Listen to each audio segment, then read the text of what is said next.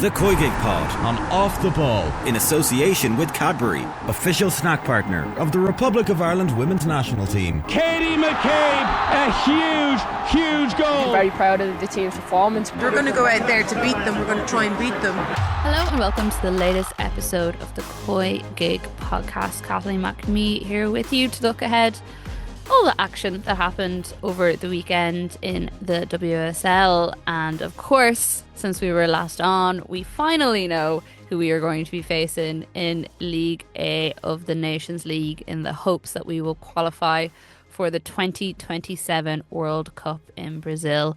Joining me to look at this and all the other happenings in the world of football is Karen Duggan. Karen, how are things? Things are good. Apart from the rain and the dinner. Yeah. Apart from the fact that the weather is absolutely horrendous at the moment, things are excellent. And things could have been a lot worse after that Nations League draw. So, right side. Yeah, exactly. It could have been a lot worse, and that was essentially what Carla Ward said last week whenever she was reacting to it. She said, we didn't want that Group 3, did we? So when we got Group 2, we were very happy. Group 3 was obviously the one that had Spain and England in it, which would have felt like a cruel, unusual punishment after the draw that we had last year when we were in League A. She said any group we are going to be in is going to be tough. We know that. But if you look at teams we can try and do something against and look at what our route is to the World Cup, then I think this is not the worst draw. Originally, I was thinking I wanted England, and even to be honest, this morning I was talking to my daughter on the school run and she was adamant we were getting England. Then I started to think maybe not, and we discussed who we might want, and I think this is certainly a better draw than England and Spain. And I think that was the general sense out of most Irish fans, that this was kind of the best draw, or maybe not the best, but like not as bad as it could have potentially been. I can't believe a thought crossed her mind that it would be a good thing to get England. England was really not enjoyable. So, I'm sure she was glass half full and was maybe like, we can go at them.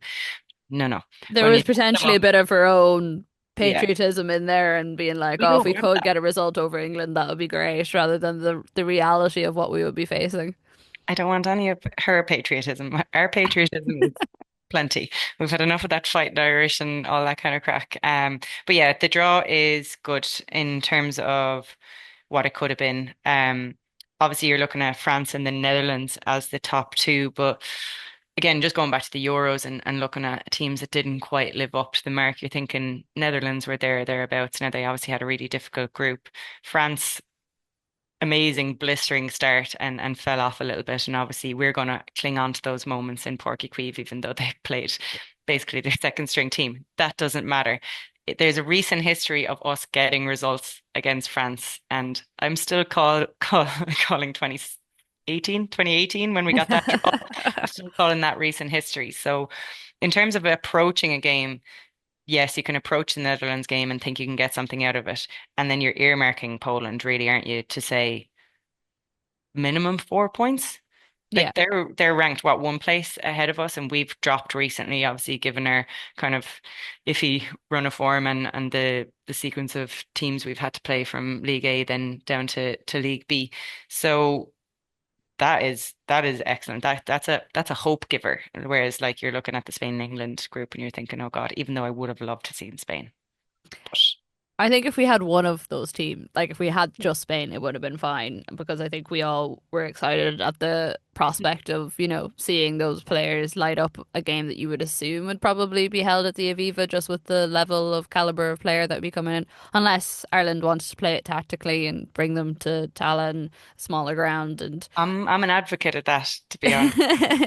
Maybe like France, can we write off the France game and we can make an occasion of that, maybe? Because if you're looking at France on paper, they're an excellent team.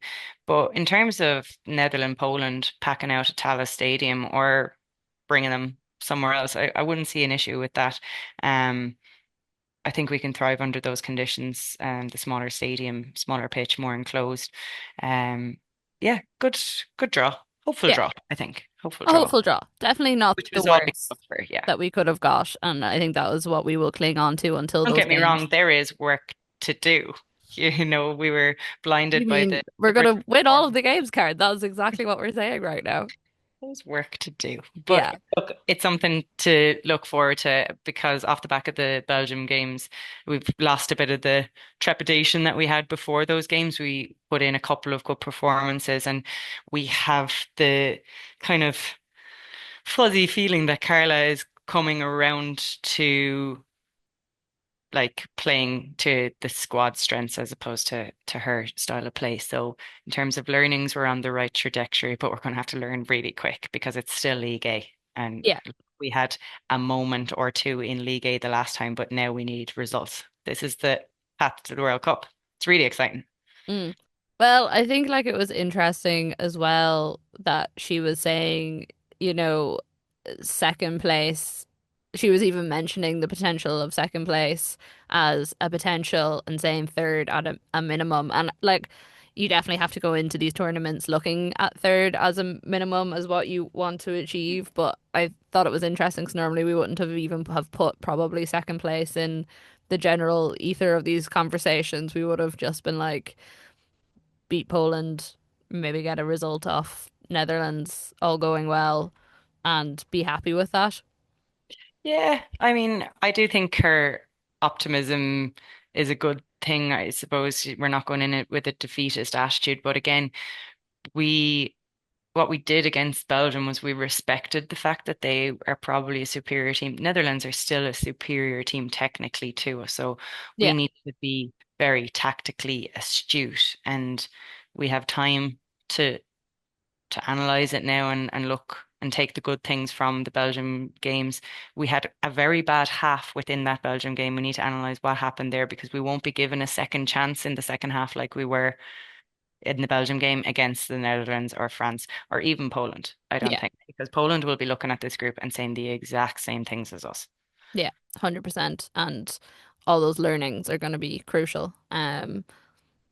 If we could have two halves of like as in two-legged games, like the first one of the Belgian game, that would be nice and not give ourselves the stress that we did in that second leg. Yeah, As we'll just fun as have it to do is a to round robin. score a goal in the dying moments and have that moment of euphoria, I didn't want it for the rest of the It was game. worth the other Yeah. 88 minutes of good. Yeah, so just looking at the other groups within Group A. So in Group 1, you had Sweden, Italy, Denmark, Serbia. Group 2 is our group, so France, Netherlands, Poland, and ourselves. Then Group 3, Spain, England, Iceland, Ukraine. And Group 4, Germany, Norway, not Australia, and Slovenia. So lots of exciting ties to come, and we'll of course be providing coverage over all of those. But for now, we're going to turn our attention to happenings at the weekend. And Karen, I feel like there's only one place to start, even though I want to ignore that it happened, absolutely. But that is Arsenal, Chelsea, and the What a game controversy. though, eh? What a game. It was an incredible game, to be fair. Um, I actually didn't end up watching it live because I was at the rugby, but I was getting a lot of messages from people being like, this is an incredible game. Obviously, there was the issues with the refereeing. It just seemed like the sort of game that had all the best talking points of the weekend. Best and people are saying it was worst. I think it all contributed to good drama because I'm not a fan of either team. I think at the outcome of the draw, if you're on either side, you feel a little bit hard done by, maybe more so Arsenal because the Blackstenius goal getting chalked off was a really, really poor decision.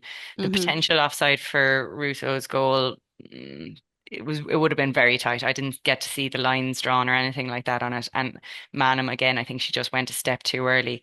What would have been the most dramatic finish to one of these games that we've ever seen. But look, cliche game of two halves. To say Chelsea came out of the traps firing was an understatement. The first, I know the goal was scored in the ninth minute, but up to that, you were like, this is coming. And then you expect Chelsea to turn the screw a little bit, but to be fair to Arsenal, they came back into it. Like say the first 10 minutes, like Canner had hit the post in the second minute, and you thought this could be a long day. But they worked their way back into it. They got some set pieces, balls in the box, and as well as there being like great drama in the game, there was some really good defending. Some of the blocks and the bodies on the line stuff. I'm thinking of the bronze block from Russo, really, really crucial. Wooben Moy did Moy did all the stuff. all of she did all of the blocks, particularly the one from Captain twice in a row in the second half. So yeah, it was thrilling. Wasn't perfect. It wasn't like there was two games that were playing at their peaks. Like there were some really shaky moments, and Chelsea kind of self-inflicted them a little bit overplaying at the back. Um, Again, two teams that made more changes. Again, we spoke about it negatively for Arsenal previously, but they stuck with Russo and Blackstenius because they wanted to attack. I thought Palova in midfield got overrun a little bit by Chelsea because they're just so strong. But then also Chelsea took out Carpenter, and she had been like their main threat Mm. in previous games. So, all those changes, I'm sure there's justifications for them all. But again, it just gave us more and more talking points. I thought it was kind of interesting, Sleggers talking about after the game that she was like actually surprised at how Chelsea had turned up against them, and it made her rethink how she put out the Arsenal team. And generally, I mean, we've talked about it on the podcast before. I still don't feel like Sleggers knows what her best team is for playing against certain teams. So whenever I heard that, I was a bit like, doesn't fill me with a whole load of hope. But I think, as you said, it wasn't two teams fully at their peak, but for once, it kind of evened out between the two of them because I think in recent seasons, one team has really stepped into that gap and they have managed to push things forward. Whereas I don't think now maybe it would have changed a little bit had some of those goals been allowed that were disallowed, particularly the earlier one. Um, Maybe that would have caused one or other of the teams to push on. But it did just feel like it was very open to either side and Yeah, it was like even if you look at the stats of it, like the possession was pretty much 50-50. Arsenal had more shots, but Chelsea had a similar amount on target as well. Like it did look like Arsenal edged it, and particularly their second half performance was really, really impressive. Mhm. They gave Chelsea a head start, and you can't do that. If they're going to turn the tide, you can't do that. But at the end of the day, Arsenal couldn't afford to lose because it gives them absolutely no hope. And it also would have been like, God, we're way off Chelsea. Yeah. Was the Champions League a one-off? Whereas now they're saying, no, we should have won that game. Let's use this as a launch pad. And also they might slip up. They're not top of the league anymore. You know, Yeah, City are up there now. They're a point everyone ahead on 21. yeah, so it gives everyone a little bit of impetus to say we're still in this. Mm. And that's what Arsenal needed. They needed to not lose. They didn't lose. They'll feel hard done by. But having given Chelsea that start and the fact that they could have been two or three down in the first 15 minutes, I think you take it. I do Yeah, take I it. think so. I think it was interesting after the match as well that, and we've talked about this plenty of times on the pod, and we would generally say that,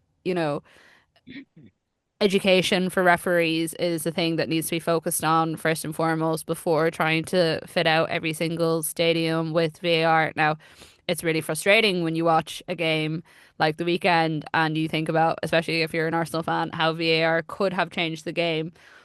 But also, if you don't have the people trained to use it in the first place and to use it right, then it's the same sort of stuff is going to happen, and it's going to be the same way we saw it come into the men's game where there's been so many teething problems with it. Like, how many years is that in there now? And people are still giving off about it. Like it's what, 5, 6 years now at this stage, longer than that. Mm. Um, but I did think it was interesting that Bompastor agreed with Sleggers after the game about the introduction of it. Because I know there was a couple of things like the corner should have been a free kick, but chances that that might not have been checked are also kind of high. But it's just interesting getting two managers out the other side where realistically that probably would have suited Arsenal better at the end of the game if it had been there. Yeah, potentially it goes back to what I said at the start. I think both felt hard done by certain decisions. I think you're right. I think Arsenal can feel harder done by. There was only one howler, right? I would say that the Blackstenius one was the only howler. The rest of it, without the grace of having replays or having VAR, they were very tight decisions. Maybe Mm. the corner if you're closer, but again, the line person could be at the other end. So yes to training because we've consistently talked about the standard of refereeing needing to improve. That wasn't the worst refereeing performance we've ever seen. It was just because of the profile of the game, the packed out stadium, the eyes that were on this, the rivalry that's growing between these two, and just how much people are invested in it now. Like people wouldn't have cared a few years ago. So it's amazing that we're having these conversations. And yes, it probably does need to go in, but we're a bit off that. We need to they need, those attendances can't be the one-offs. It needs to Mm. getting everyone to the bigger stadiums, getting everyone to be to justify bringing in that Yeah. level of technology and stuff like that. And while it's rapidly growing, we're not there yet. I think offside technology should you I don't know the ins and outs of it because You feel like it would be easier to. you go to VAR, you're still asking for a lot of manpower there, whereas the offside technology, I guess it's an upfront investment in software, but yeah, I don't know which is easier to implement. But one or the other would be a massive progress. So I think it's kind of a watch this space one, but we're not there yet. But yeah, interesting that they both want it. I think on another day you change your mind on that. If you come out the other end, happy days. Yeah. Yeah, that's fair enough. We will go and then look to Man United then, who suffered their first Women's Super League defeat of the season, with Aston Villa managing to hold them off for a fair bit of the game, to make sure that they were able to get the points.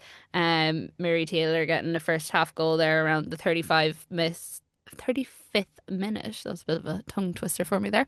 With a nice little volley. What were your thoughts after this? Because I feel like you've been waiting for this moment to come a little bit. Look, there's an inevitability about Man United that's not there about your Chelsea, and that is them messing up against a team that they shouldn't. And Mm. that's what happened at the weekend. And that's not to take away from Villa, who got their stuff together a little bit better defensively.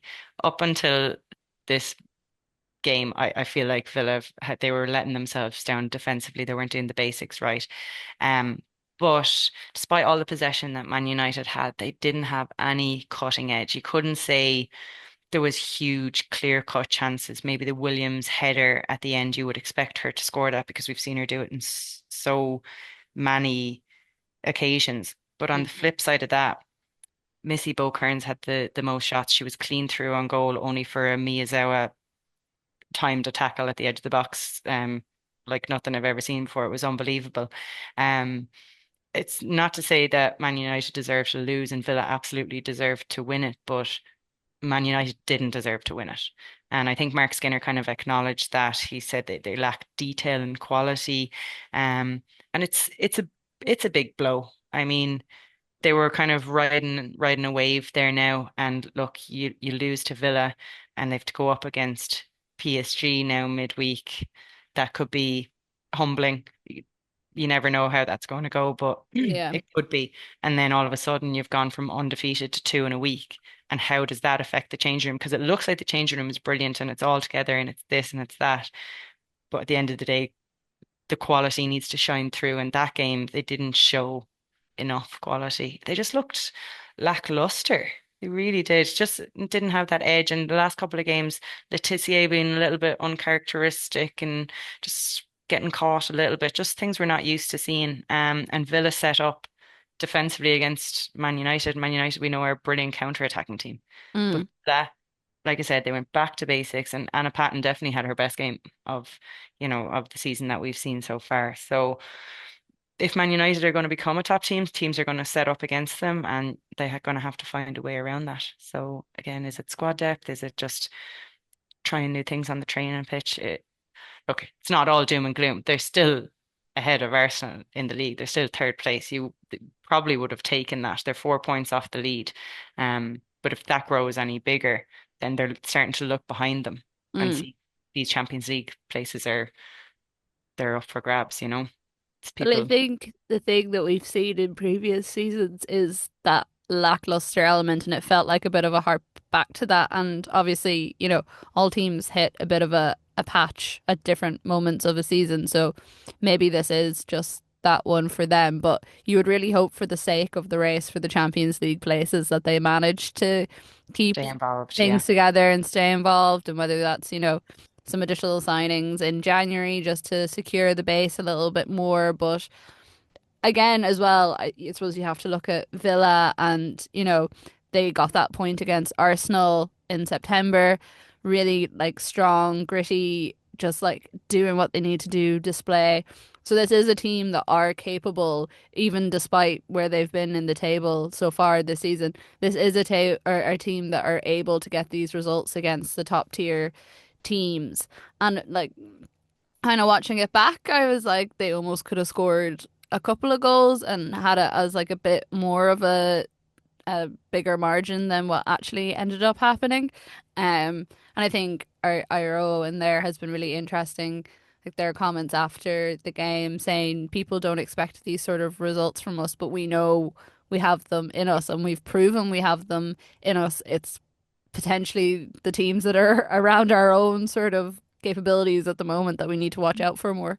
Yeah, and I think she came across really well in her interview. I think she showed a lot of passion on the sideline. I think, again, confidence in the team saying that they can get results like this, and it's just to get it more consistently. And she didn't start Rachel Daly. Like she's obviously willing to make big decisions, but if you look at their bench, they're also quite limited as well. They're two teams who, you know, if they want to get to the next step, need a little bit of investment, but they seem to have a good manager behind them, and it's it's just turning those draws into wins. Some of those draws just have felt a bit like of a damp squib, like they never really laid a glove on people, whereas the way that they defended and countered against Man United was really, really effective. So again, it could be a way forward for Villa because all of a sudden you get a win like that and they've gone to seventh in the table. Yeah. They lose that game, then they're back down in amongst the Leicesters and the Evertons, and that's not where they should be. Yeah.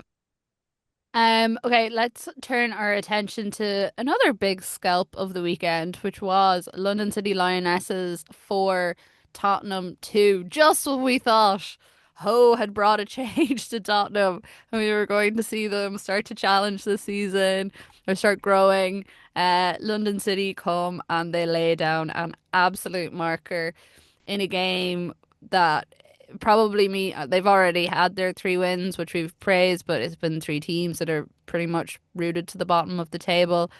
This feels like we're here for the season, we're here for next season, we're not just a participation team sort of result for them.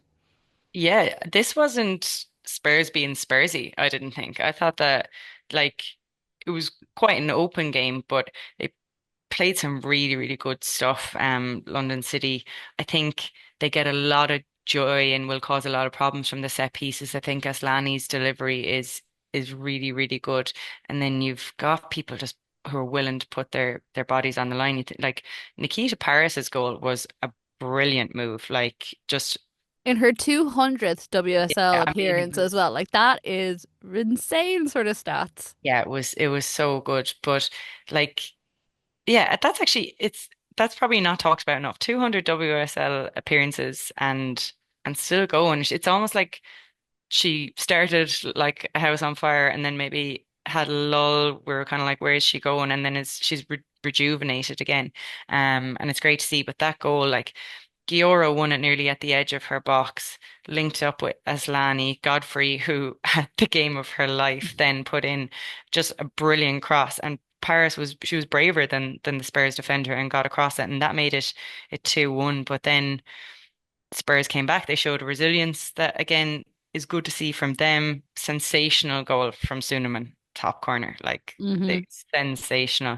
But then London City had the answer again, and Aslani cross, flick on from Sangari. Obviously, they got the luck with the OG, but sometimes they earn your luck. I thought they earned their luck. I thought they played really well. And again, the fourth goal, Godfrey's second. Like, talk about playing with confidence. I think you get that from playing with the likes of Gioro and Aslani and winning those few games that have get you up the table. But step over with her right, cuts in, bends it into the corner with her left. Like she's not even left-footed, but when you're playing with confidence, Mm. unreal. And we saw Rolfo do it a little bit in the Man United game, but she didn't have the finish with her right foot. So sometimes they hit, sometimes they don't. Depends on how the game is going, where the confidence level is. But again, like you say, I think London City Lioness is laying down a little bit of a we are here. The investment is working, um, and they can play. They make too many mistakes. They give away way too many penalties. They give away another penalty this week. Some I think, yeah, they're definitely their discipline needs to improve a little bit. And I don't know, is that they lose their heads a little bit at certain moments, or think is some of their it, defenders are rash. I think the yeah. next port of call is maybe a calming presence in that back line. Or maybe it's goalkeeper, I'm not sure. But yeah, I think that in terms of their disciplinary record, I'd actually like to look it up because we always seem to be It's talking about a penalty that they've conceded. Yeah, it's pretty poor. I remember I haven't looked it up like as recently as this game, but I remember looking it up for a previous one, and it was kind of not. I think it was like one of the worst in the league in general. Maybe West Ham had a slightly worse one, or Liverpool. Just but Looking that at the again, fouls here, even like 13 fouls to 6, yeah, a couple of them in the box, you're talking like just mm, not stop it. great. Well, But it is good it. crack these are our good crack team now this year, I think. Yeah, no, I think they are, and I think it's Because they got interesting. bashed at the start and now they're starting to they're still like, well, we're But I good. think even at the start, like it didn't take us that long to see that there was some potential there. And I think also considering how awful Liverpool and West Ham have been this season, it became very obvious very quickly that, oh, we might not actually have to fight for survival for this whole thing. We just need like one or two good results. And now they've racked up 4 wins, that essentially could mean that they're safe now for the season, depending so long as they don't have a massive drop off and the other two don't have a Surprised if massive they weren't safe. resurgence. Yeah, I would be surprised if they weren't safe. Yeah. There Just was a because goal. of what they've shown, it's not even taking away how poor the others have been. I think they've shown enough, and I think they're the one team that will always make use of a transfer window. Yeah, I think it's interesting. BBC had this stat, and it's best performing promoted sides after 8 games. And United in 2019-2020 were on 12 points at this stage. City in 2014, when they were promoted, were on 12 points at this stage. And London City are on 12 points at this stage. And that secured all of them in the league. Even Spurs, if you look at 2019-20, 10 points. So, like, they're in and around that safe zone. The outlier there is Sunderland in 2015 on 15 points, which is obviously a massive gap. But I would say that But the what's positive about that is you're looking at all those other teams, and they've been mainstays in the WSL since. exactly, It's yeah, not just about the bounce and having one good year and then going again. They yeah. can look around and say we're achieving what pe other people are achieving. Man United now, a couple years on from that, are competing Champions League, should be doing more. Probably don't have the backing, so it'd be just interesting to see if the backing correlates to Well, what. I was gonna say, despite being the only team that aren't actually affiliated to a men's team in the league, with the people that are at the helm of the club, there's a strong argument there to say that they potentially will get the investment a lot quicker. Maybe United will over the coming years, depending on the successes that they get. They won't. They won't.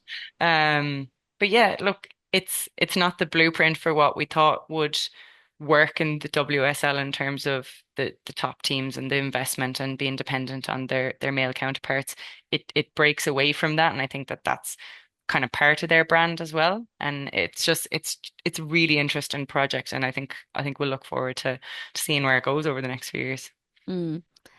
Okay, we'll look to the bottom of the table then before we go back to the top again. And Liverpool and West Ham picking up their first points of the season. Can we get a round of applause, No, please?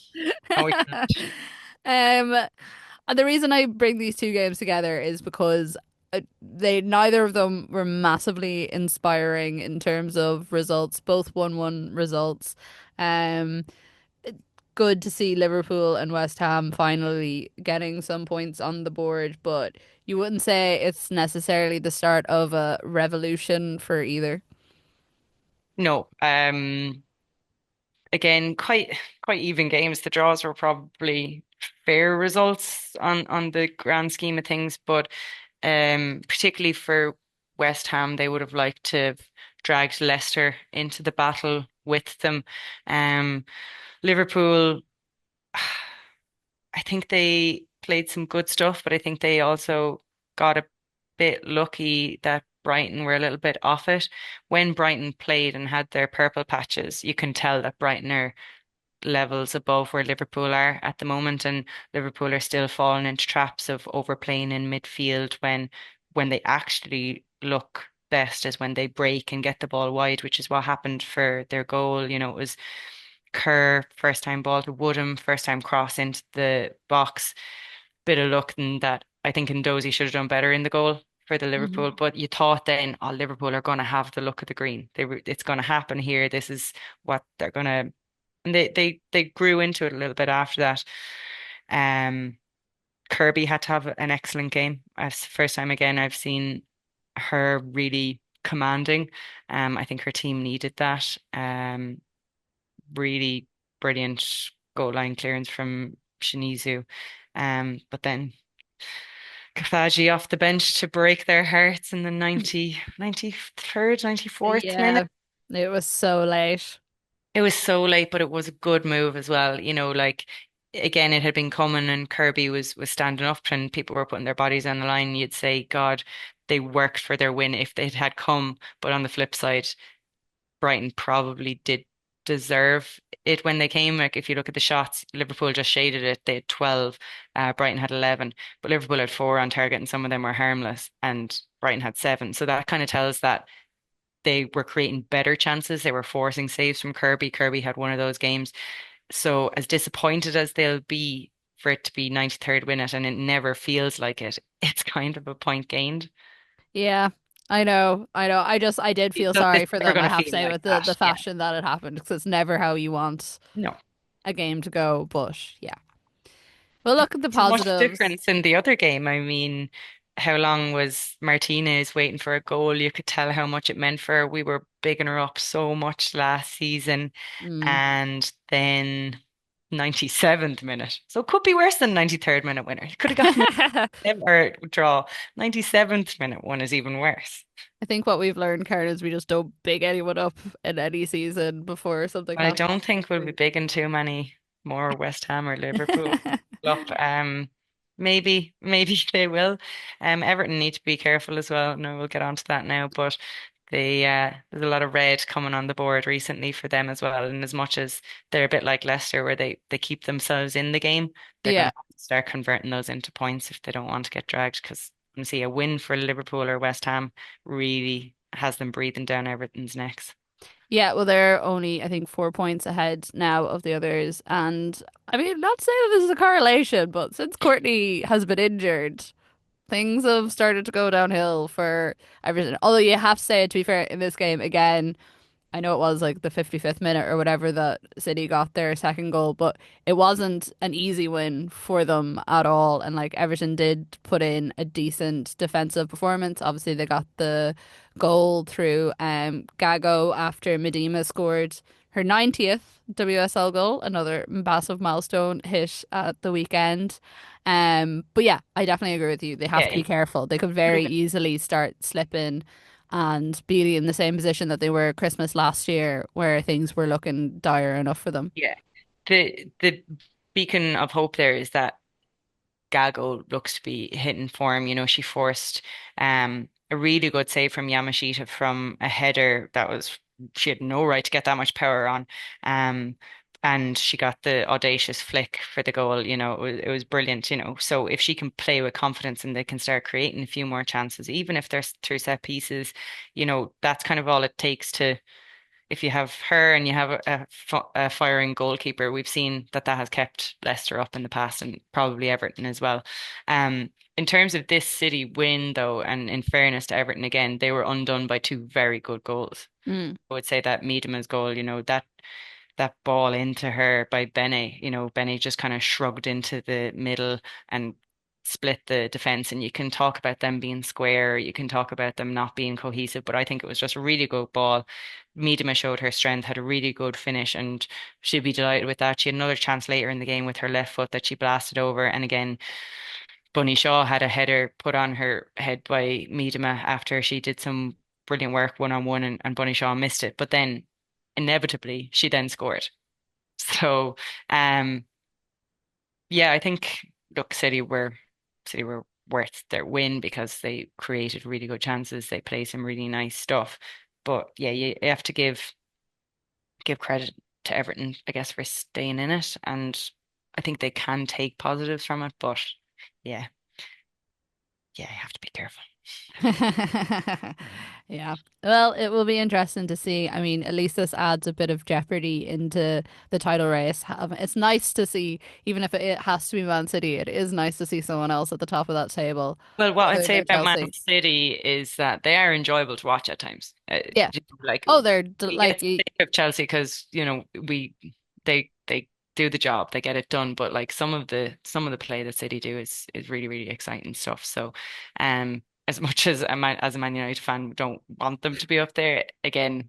When we're doing the analysis, they're good to watch. yeah, no, they definitely are. And I feel like they're leaning into it more and more this season compared to how they were last season, which is nice. And it is nice to see as well Bunny Shaw getting a goal, considering everything that's going on at home for her. I imagine it's been a stressful enough time with the hurricane that hit Yeah, she's Jamaica. joined top scorer now again. You Yeah. know, she's and keeping her fit again, like last season, that was almost City's downfall, keeping her fit and keeping Miedema fit and looking at that partnership, why wouldn't you think that they could compete with Chelsea given the firepower that they have? Yeah. Well, another exciting weekend of WSL action. We are recording this on a Tuesday evening, so by the time this is up, Chelsea will likely have played St. Pölten. But if you are looking for some things to watch tomorrow evening, Arsenal are playing Bayern Munich, which should be a very interesting game considering the battles that they have had over the year. That's at 6:15. And then Man United are facing PSG in what could be a statement game for them at 8 o'clock. Turn of Mary Earps. Wonder if she signed some copies of her book for the girls. Leaving them in the dressing room for everyone. Oh God. Poor Mary Earps. I do feel sorry for her, I have to say after everything. But yeah, that's all from us for this week. The COYGIG Pod is brought to you by Cadbury, official snack partner of the Republic of Ireland women's national team. Karen, thank you very much as always. Enjoy the rest of your week, and we will chat to you all again next week. The COYGIG Pod On Off the Ball. in association with Cadbury, official snack partner of the Republic of Ireland women's national team.